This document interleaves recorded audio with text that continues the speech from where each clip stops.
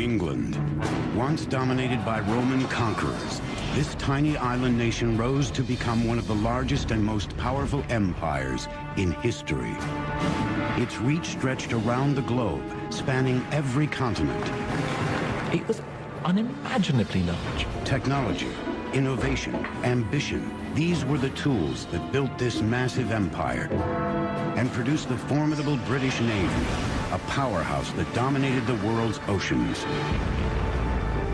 The Royal Navy is like the Microsoft of the global system in the 18th and 19th century. They are everywhere.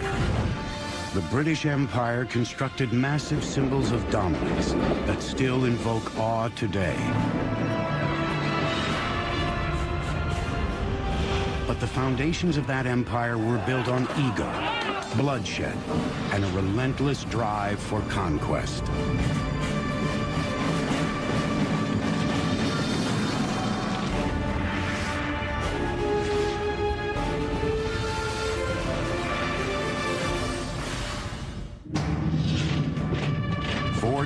AD, the most powerful empire the world had ever known is under attack. At the far edges of the British Isles, the once mighty Roman legions march toward the coast in full retreat. They leave in their wake a military and political void. For the first time in more than 400 years, the vulnerable island nation of Britain must fend for itself. It was the end of one empire and the beginning of another. The sun never sets on the British Empire. I've heard those words all my life, ever since I was a kid, even though I've never lived in England, and that empire is long gone. Hello, I'm Peter Weller. At its height, the British Empire covered almost a quarter of the Earth's land mass, some 14 million square miles, and if you think about that, that's just staggering. But how did an island, if you will, in the middle of the North Atlantic come to be such a behemoth empire? Well, in the early 400s AD, when those Roman citizens were fleeing in the face of an onslaught of Vikings and Jutes and Angles and Saxons, some of those marauding and plundering people decided to stay. Maybe they liked the temperate climate. And after several centuries, they'd organized and developed themselves into somewhat of an Anglo or English identity. But with the death of the last true Saxon king, Edward the Confessor, the door was open for another people to step in, the Normans, who were essentially descendants of the Vikings living in northern France. And at the Battle of Hastings in 1066, the Normans did that very thing. They took England under the leadership of a man named William, who we call today William the Conqueror. With a ravenous lust for power, William would stop at nothing to become King of England. To conquer another country like England, you couldn't really be a sort of touchy-feely kind of person. You had to be a very strong leader, and that's what he was. He was a brutal man. In 1066, William made his move. He put together an army of Normans and stormed the shores of England. For several bloody hours, his forces viciously clashed with King Harold's near the English coastal town of Hastings. By the end of the day, with one strike, William had conquered England. Now he would borrow a chapter from the Romans and launch a series of extraordinary building projects that would transform the English landscape. He imposes himself on England, and he builds these castles around the country. Now, we look at castles, and we think, don't they look nice? A Norman castle is not nice. It was big, it towered over your town, and it was a reminder to say that you are under us now. And of course, the biggest one he builds is the Tower of London. William wanted the Tower of London to be intimidating. He chose a location on the bank of the River Thames that had once been used by the Romans. The new tower would be built on those foundations, capitalizing on the Roman legacy of power and glory. The complex would include a defensive wall surrounding an imposing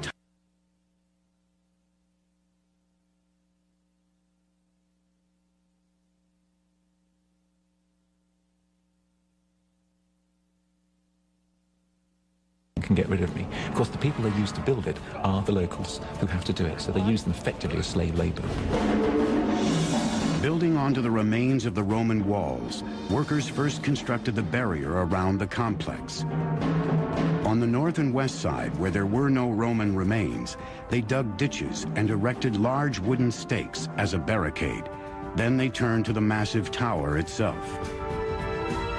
For 700 years, England had relied on simple timber construction.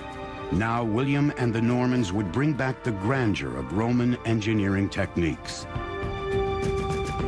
Like the Romans, William would build his tower with stone. He didn't trust the quality of the local material, so he imported cream-colored limestone from France. His engineers also incorporated Romanesque arches and vaults within the structure for support. Inside the tower's majestic cathedral, workers constructed a series of intersecting barrel vaults, called groin vaults. These allowed the support to rest on 4 piers, opening a soaring space for windows to lighten the imposing interior. It was a great feat for that time because the English were used to building in wood, so I think it was rather miraculous for them to see this enormous structure go up. It was really impregnable. I mean, the walls were tremendously thick and there were just little slits to look out from. The fearsome castle served as a royal residence, fort, stronghold, and prison. And intimidation was backed up by swift and severe reprisal against any who dared challenge the king. You get armed men, and they go up, and they land on your doorstep. They will drive you out of your home. They will burn your home down. They will burn your crops, so you have got nothing to live on. And a lot of killing, of course. As the tower neared completion in 1087, William died, ending 21 years of turbulent rule. His imposing fortress would be a reminder of his vision and tyranny for centuries to come. A series of Norman kings succeeded William and continued his work on the complex. But it would be more than 400 years later that the tower would enter its bloodiest phase. And the king who led it there was not Norman, but from the English family of Tudors. He would become one of the most brutal and gluttonous rulers in England's history. His name was Henry VIII. Henry's appetites were legendary. He hungered for food, for women, for power, and for a son who would one day inherit the crown. The best way to fulfill your duty and your destiny as a king is to produce a safe line of male heirs. And if you look at the portraits of Tudor gentlemen, they're standing with their legs apart and their hands on their hips with these big codpieces. That is not by accident. That is saying, I am virile. Look at me, I can produce families. So son is a sign of manhood. When his first wife, Catherine of Aragon, failed to produce a son, Henry set his sights on one of her ladies-in-waiting, the alluring Anne Boleyn. He falls absolutely hopelessly both in love and in lust with Anne Boleyn, because Anne is a very, very sexy lady, and she knows it. There's only one problem. How do you get rid of your wife? Apart from murdering her, of course. And the answer is, I've got to divorce her.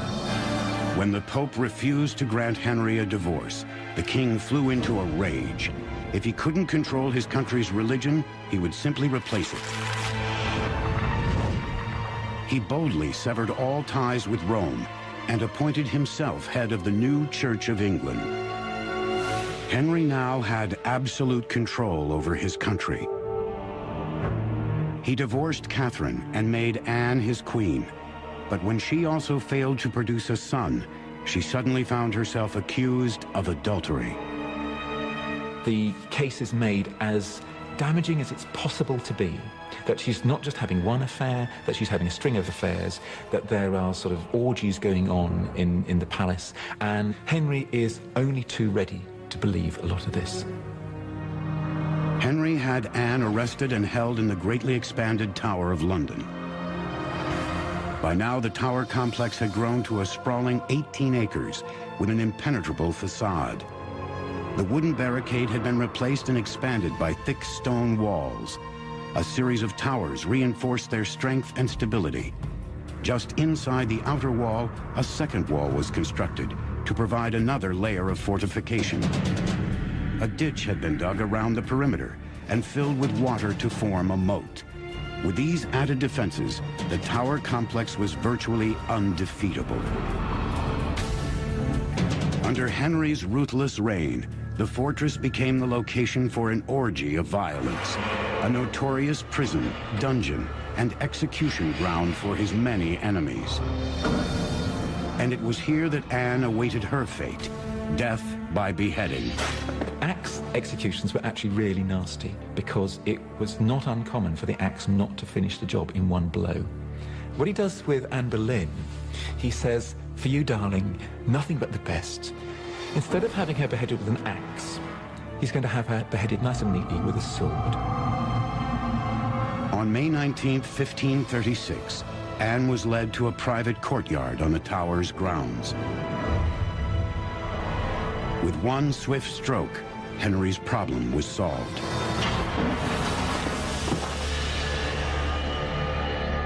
But Henry's longing for a son was only part of a more ambitious quest. Since the beginning of his reign, he had lusted after a dream of ultimate glory, to transform England into an empire.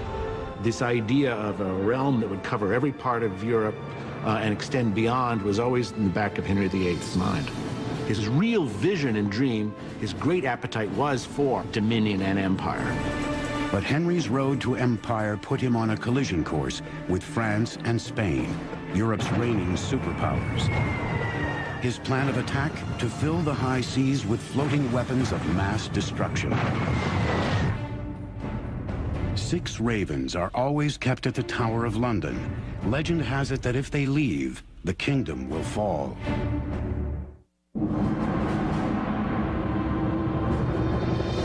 Summer 1510.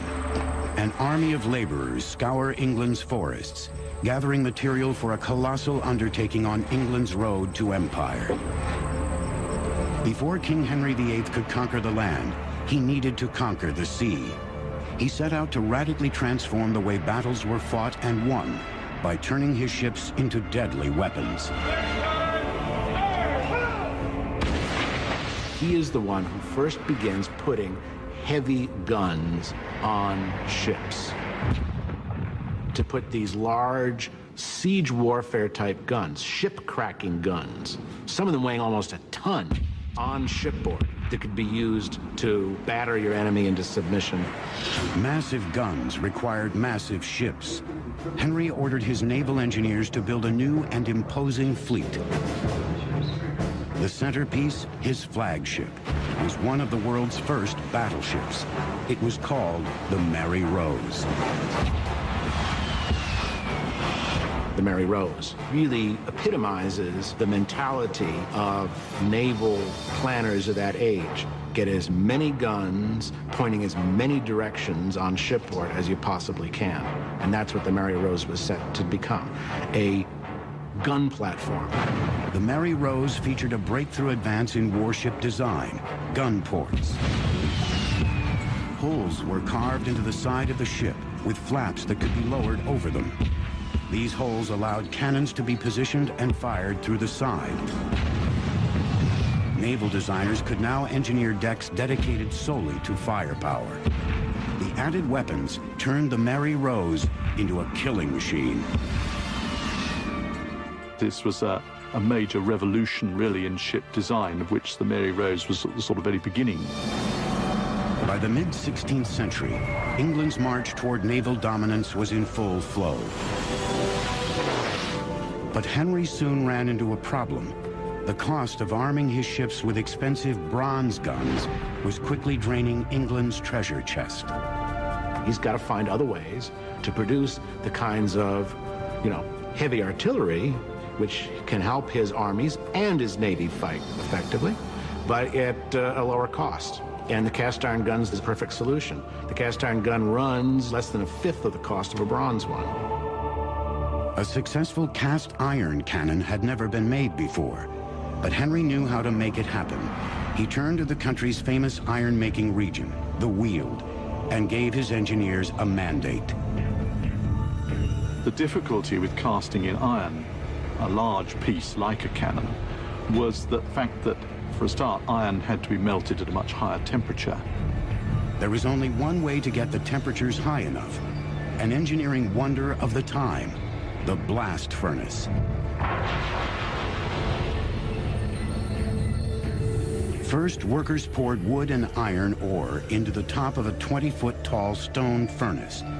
A water wheel powered a large bellows that pumped air into the fire, stoking it until it reached an incredible 2,200 degrees, hot enough to melt the iron. Workers then opened a tap at the base of the furnace. A stream of hot molten iron poured down a trough and filled a cannon mold buried deep in the ground. It was a very big undertaking, and it was very pressured as well.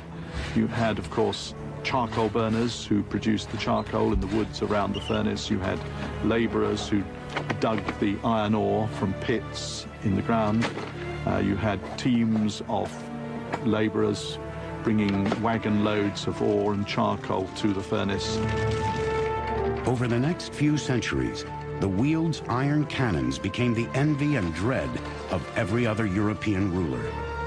The transformation is tremendous. It gave England power and a technological edge that no other European power could match. In just 30 years, Henry had built his navy into a powerhouse, but he would never live to see his ultimate dream of European conquest. Enormously obese, his oversized appetites finally betrayed him. He died in January 1547, leaving a legacy of brutality and innovation that stands through the ages. His reign had laid the seeds that would explode into a mighty empire. And Henry lays the foundations all right by building a navy, by building this notion of Britain as forming an empire, an imperial presence in the world. Backed by the growing power of their navy, England's empire would expand over the next 150 years through colonization and conquest. By the mid-18th century, Britain controlled parts of India, Africa, the West Indies, and North America.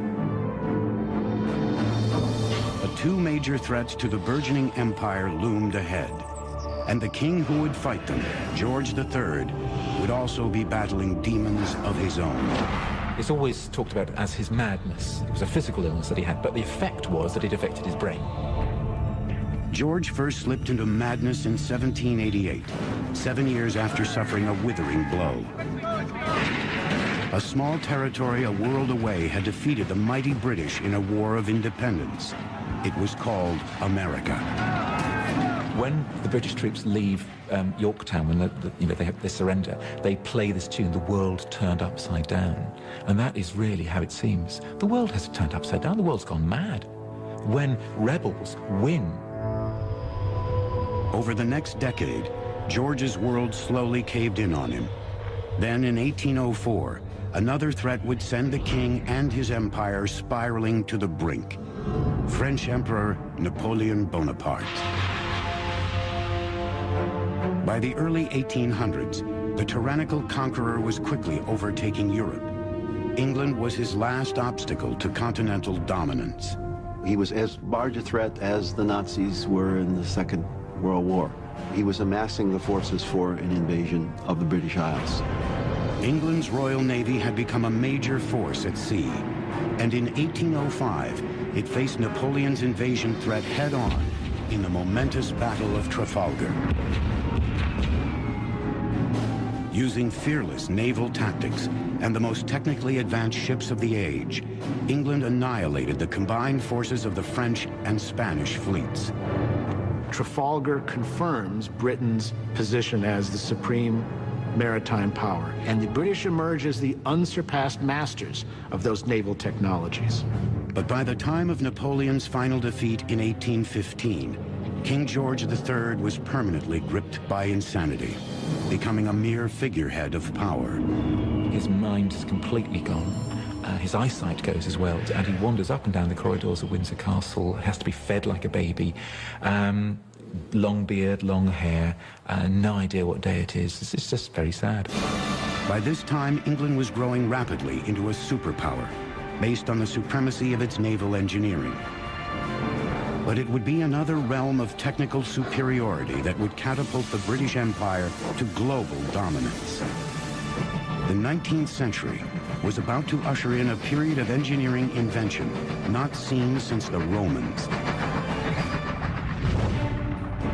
The Mary Rose sank in a battle with the French in 1545.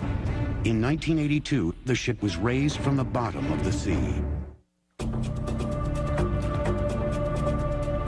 By the 19th century, Britain had developed into an industrial titan, bursting with wealth.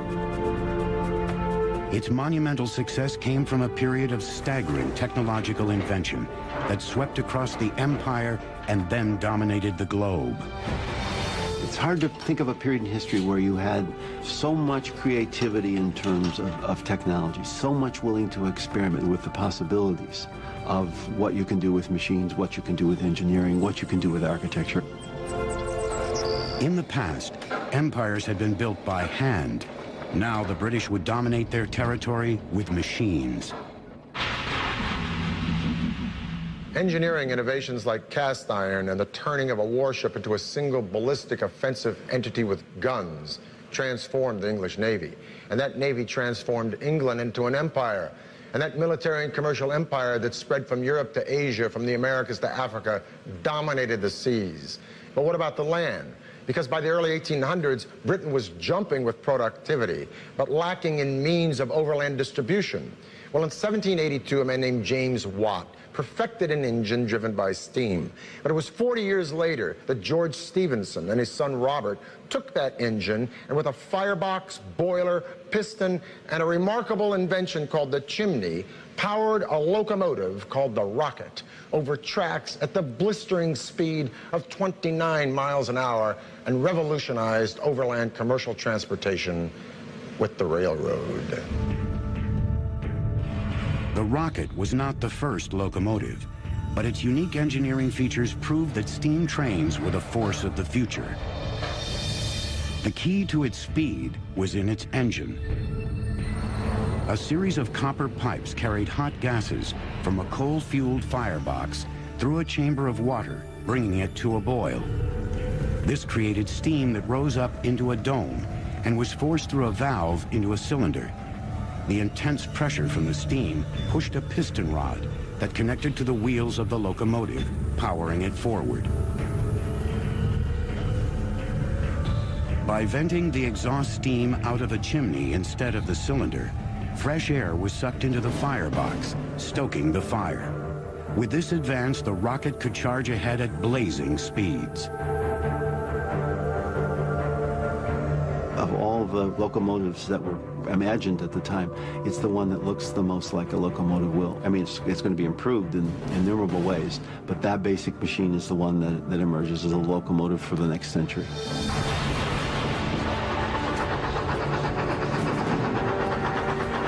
The race was on to build railroads across Britain. And in 1833, a brilliant and brash engineer rose to prominence when he entered the railroad game. His name was Isambard Kingdom Brunel. Brunel was a real showman. He dressed well, he had a beautiful wife. He was a celebrity, and he knew how to play that to a hilt. He was also a workaholic. He had a very difficult time delegating. Brunel had a bold vision for his railway. It would be the most ambitious project to date, a massive network of railroads connecting all of England together.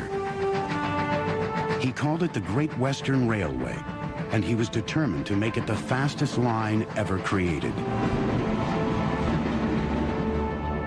He wanted a track which was on a very, very shallow gradient so that the trains would be able to travel that much faster. The need for speed meant going through mountains rather than over them, and this led to his greatest engineering marvel. Today, it is known as the Box Tunnel. It was necessary, essentially, to chisel through rock, and the length of the tunnel was something like 1 3/4 miles, which was really astonishing for this time. That's a really serious tunnel, even by today's standards. Brunel amassed hundreds of Irish workers called navvies to dig the tunnel. They began by sinking a series of shafts from the top of the hill. Gunpowder was used to blast through the rock. Then the navvies were lowered in baskets down the shaft, where they excavated the materials with basic hand tools. Horses turned winches that pulled the material to the top of the hill. It was a slow, painful, and sometimes quite a dangerous process, of course. And there were fatalities on the box tunnel during its construction. Lots of dust, lots of grime, and when the explosions were going off, the risk of flying rock. After 4 years of work that claimed more than 100 lives, the box tunnel was finished. The Great Western Railway finally opened in 1841. Trains still run through the box tunnel to this day. The railway mania that Brunel helped ignite eventually spread to the rest of the empire, tightening England's stranglehold on power around the world. Railways in the middle of the 19th century, first in England and then wherever they spread, they're sources of just incredible wonder. They're big, they're loud, they're dirty, and they're just power. And they represent speed, they represent the conquest of space and time. They're literally awesome machines. With the runaway success of the railway, Britain was now decades ahead of the rest of the world in modern engineering technology. Their empire was fast approaching its apex. But a staggering blow to its nerve center would rattle the empire to its very foundations.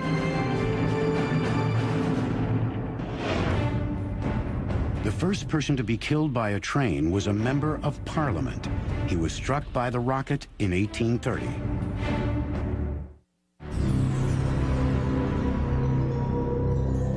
October 1834. In the dark of the London night, a violent fire rages through the very heart of the British Empire, Westminster Palace.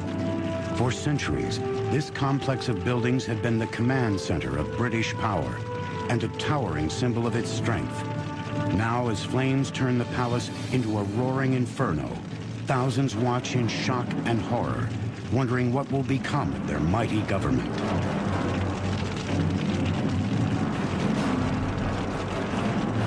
The fire of 1834 had dealt a devastating blow to the political nerve center of the British Empire. Westminster Palace had stood in some form or another since the late 11th century during the time of William the Conqueror. And now these ruins had the British people wondering, would Parliament ever meet again in this place? Would Parliament ever rise and vote again in these magnificent buildings that had given birth to the modern political process? Well, a royal commission was appointed to decide this very thing, and the royal commission decided, yes, Parliament would be reconstructed in this place. But now a more difficult question came up. What would these buildings look like? Would they be neo-Gothic, French, Italian, or English? Or would they be the perpendicular style of Elizabethan Tudor or English Renaissance? A sort of a civic war happened for 2 years until 1836. The Royal Commission, over 97 proposals, chose the plan of a man named Charles Barry, who was a fan of the Italian Renaissance, but he combined those elements with neo-Gothic, and he gave us this. The Houses of Parliament we have today, a sort of a mishmash of styles, but a stunning mishmash nonetheless.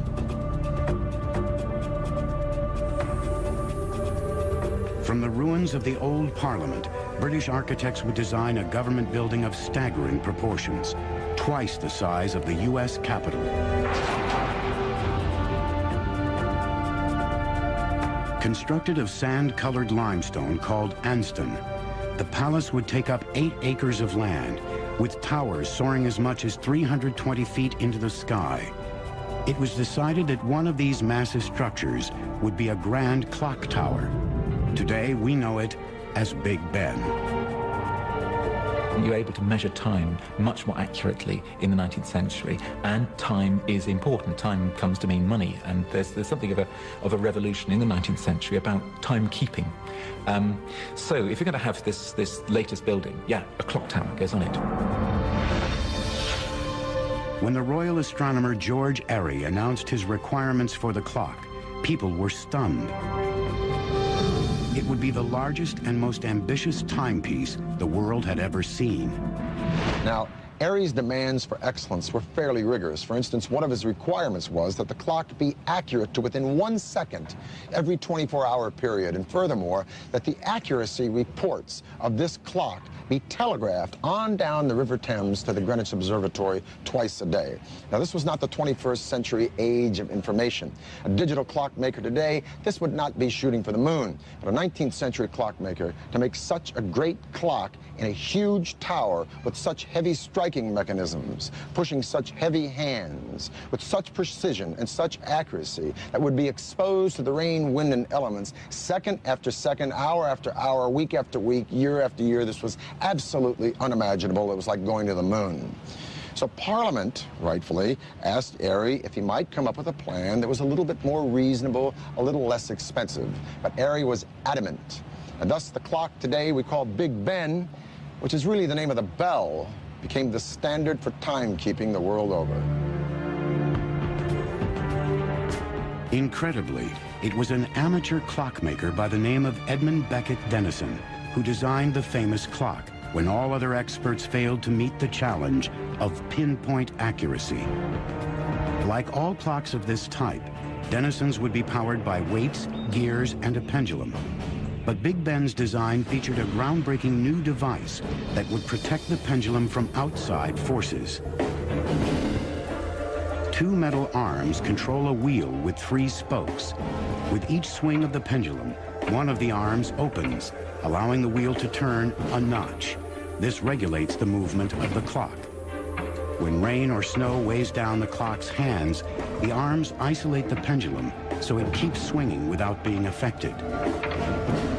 To fine-tune the clock's accuracy, timekeepers simply reach into their own pockets. Pennies are used as part of its regulating its accuracy. By adding or taking away one of these old pennies from the pendulum, the clock can actually gain or lose 2/5 of a second in 24 hours. With this brilliant but simple method, the clock became world famous as a marvel of precision engineering. The clock tower over the Parliament at the centre of the empire has a peculiarly powerful symbolic importance. It's as if time itself is governed by the British. In addition to the clock, a series of bells was needed to toll the passing time, with an enormous central bell ringing on the hour. A bell founder by the name of George Mears cast the giant bell to Denison's precise specifications, and Big Ben was born, weighing a staggering 13 tons. Huge crowds lined the streets of London and cheered as Big Ben was transported to the finished clock tower in 1858. It has been filling London with its distinctive rings ever since. London grew as a city tremendously. It was really the first large-scale conurbation in the world. And as a city, it had to have its icons, and the ultimate icon being the mother of parliaments, the parliamentary building with Big Ben as a symbol of the strength and the power of the British Empire. By the mid-19th century, Great Britain had set the gold standard for technological achievement. But under the reign of a young, naive queen, a crisis would strike London and push it to the brink of disaster.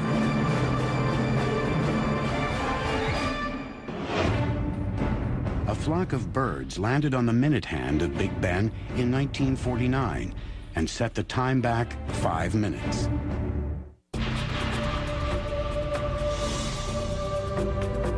In 1837, a teenage girl takes the reins of the most powerful empire on earth.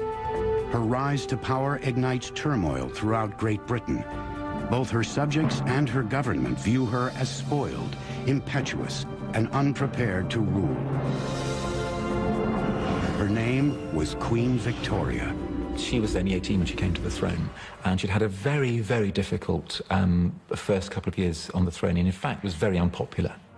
There was little to indicate this immature girl would grow up to become a revered symbol of the empire's immense power.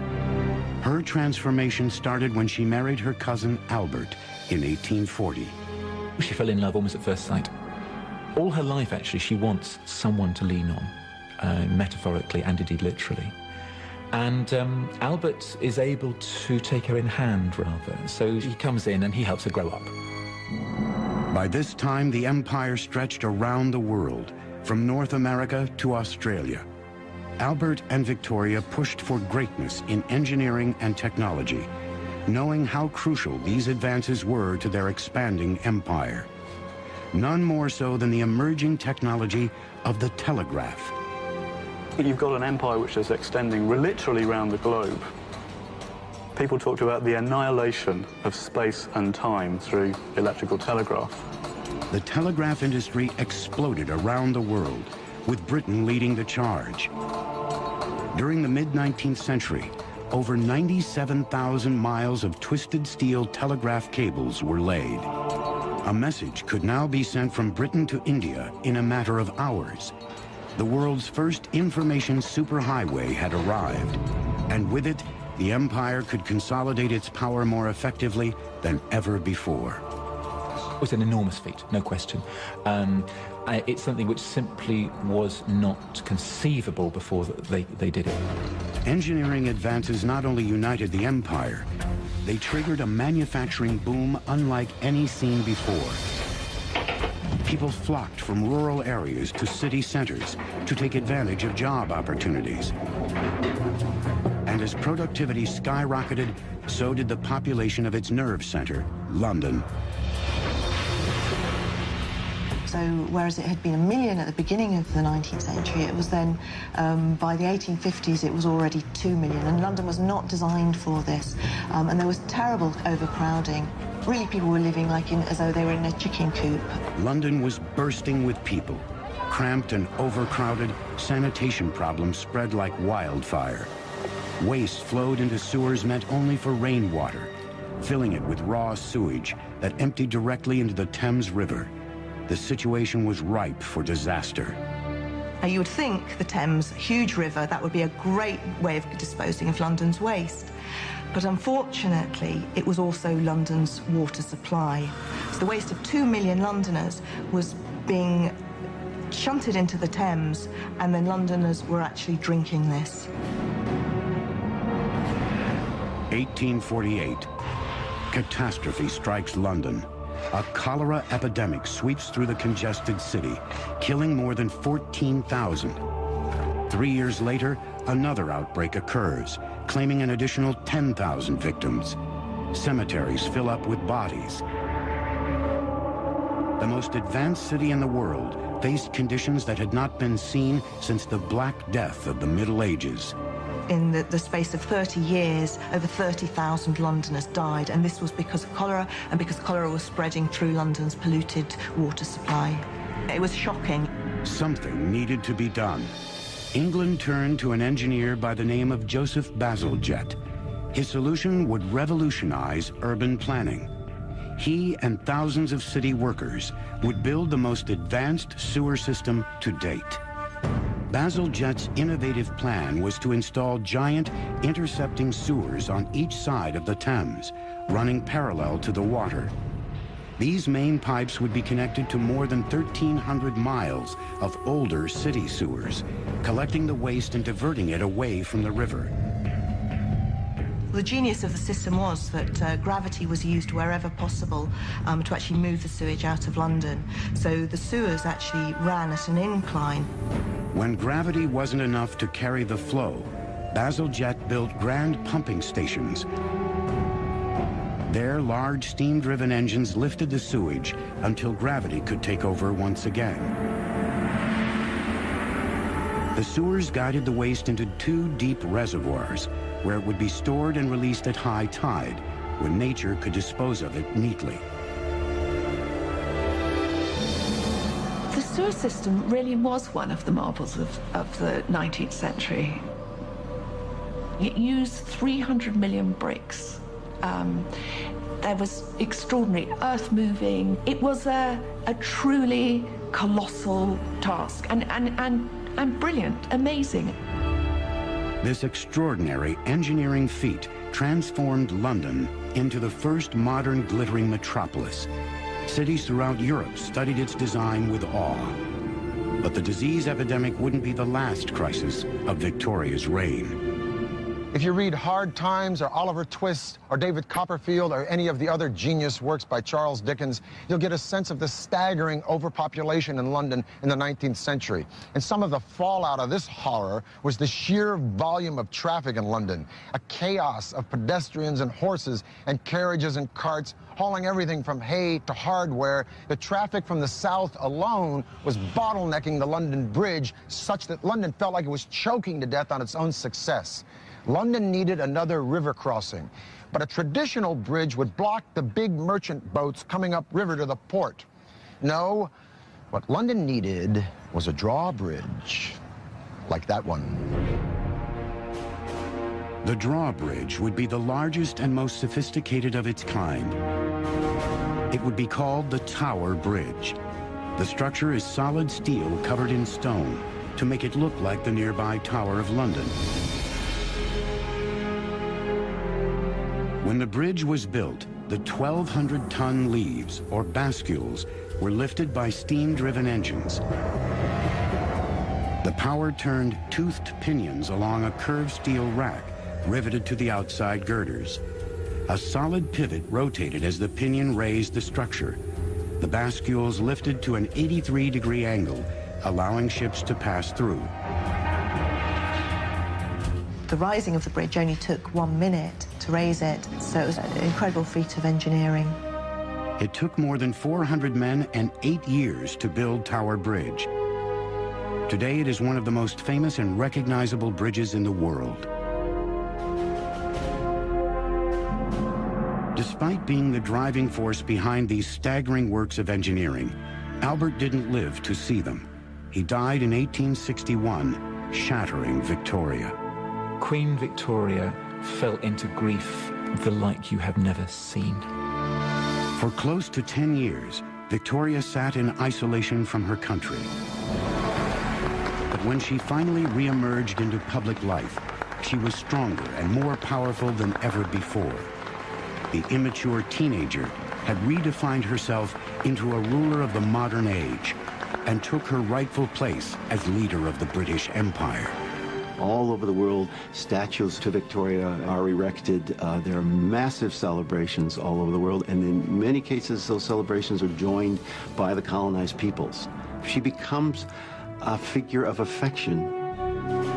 Victoria had become the symbol of the empire's splendor and might, and her reign would mark the apex of British power around the world. The British Empire now had possessions on every major continent, and could claim more than 400 million people under its rule. No other country could rival its immense power. It was the largest empire the world would ever see. Queen Victoria died in 1901, at the dawn of the 20th century. She presided over a realm as large, as optimistic, confident, and as innovative as any in history. The British Empire had dragged mankind smashing into the modern age with mass production, rapid transit and communication. The world would never be the same. Every single country and culture on this planet today has benefited in some way or another from British vision and imagination. The sun may have finally set on the British Empire, but regarding the miracles of the modern age, the sun never burned brighter. For the History Channel, I'm Peter Weller.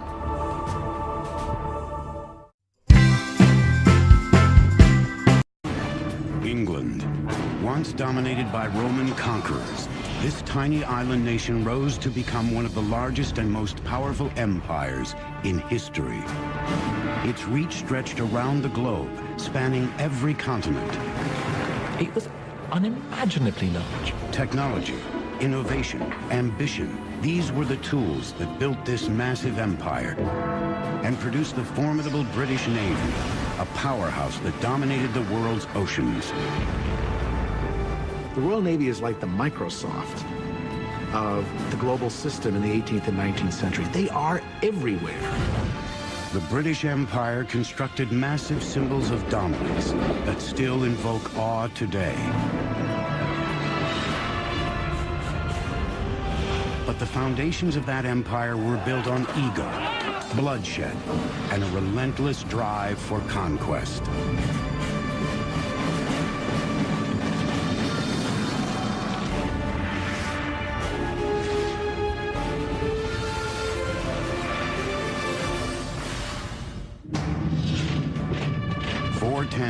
AD, the most powerful empire the world had ever known is under attack. At the far edges of the British Isles, the once mighty Roman legions march toward the coast in full retreat. They leave in their wake a military and political void.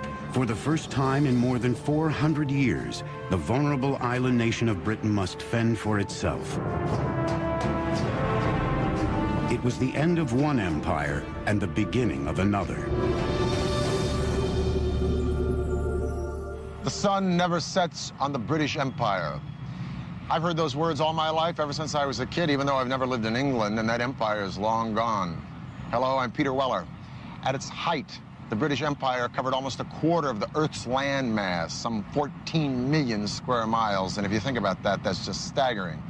But how did an island, if you will, in the middle of the North Atlantic come to be such a behemoth empire? Well, in the early 400s AD, when those Roman citizens were fleeing in the face of an onslaught of Vikings and Jutes and Angles and Saxons, some of those marauding and plundering people decided to stay. Maybe they liked the temperate climate. And after several centuries, they'd organized and developed themselves into somewhat of an Anglo or English identity. But with the death of the last true Saxon king, Edward the Confessor, the door was open for another people to step in, the Normans, who were essentially descendants of the Vikings living in northern France. And at the Battle of Hastings in 1066, the Normans did that very thing. They took England under the leadership of a man named William, who we call today William the Conqueror. With a ravenous lust for power, William would stop at nothing to become King of England. Rather miraculous for them to see this enormous structure go up. It was really impregnable. I mean, the walls were tremendously thick, and there were just little slits to look out from.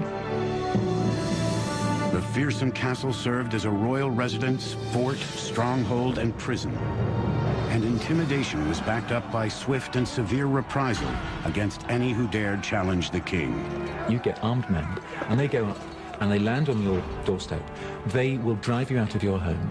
They will burn your home down. They will burn your crops, so you have got nothing to live on. And a lot of killing, of course. As the tower neared completion in 1087, William died, ending 21 years of turbulent rule. His imposing fortress would be a reminder of his vision and tyranny for centuries to come. A series of Norman kings succeeded William and continued his work on the complex. But it would be more than 400 years later that the tower would enter its bloodiest phase. And the king who led it there was not Norman, but from the English family of Tudors. He would become one of the most brutal and gluttonous rulers in England's history. His name was Henry VIII. Henry's appetites were legendary. He hungered for food, for women, for power, and for a son who would one day inherit the crown. Included a defensive wall surrounding an imposing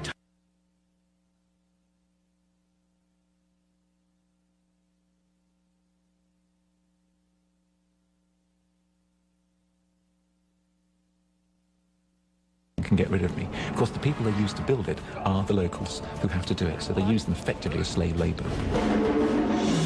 Building onto the remains of the Roman walls, workers first constructed the barrier around the complex.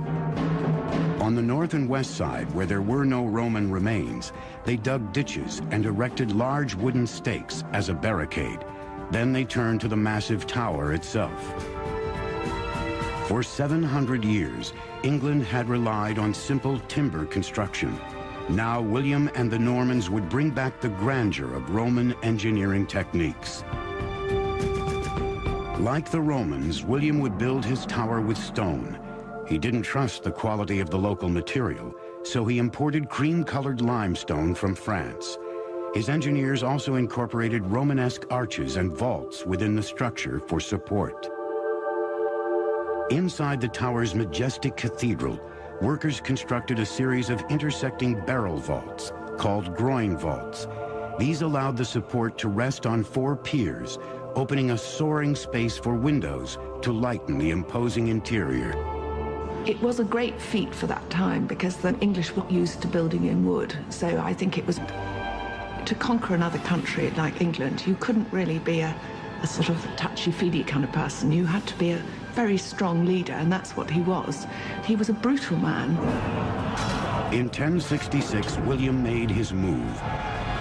He put together an army of Normans and stormed the shores of England. For several bloody hours, his forces viciously clashed with King Harold's near the English coastal town of Hastings. By the end of the day, with one strike, William had conquered England. Now he would borrow a chapter from the Romans and launch a series of extraordinary building projects that would transform the English landscape. He imposes himself on England and he builds these castles around the country. Now we look at castles and we think, don't they look nice? A Norman castle is not nice. It was big, it towered over your town, and it was a reminder to say that you are under us now. And of course the biggest one he builds is the Tower of London. William wanted the Tower of London to be intimidating. He chose a location on the bank of the River Thames that had once been used by the Romans. The new tower would be built on those foundations, capitalizing on the Roman legacy of power and glory. The complex would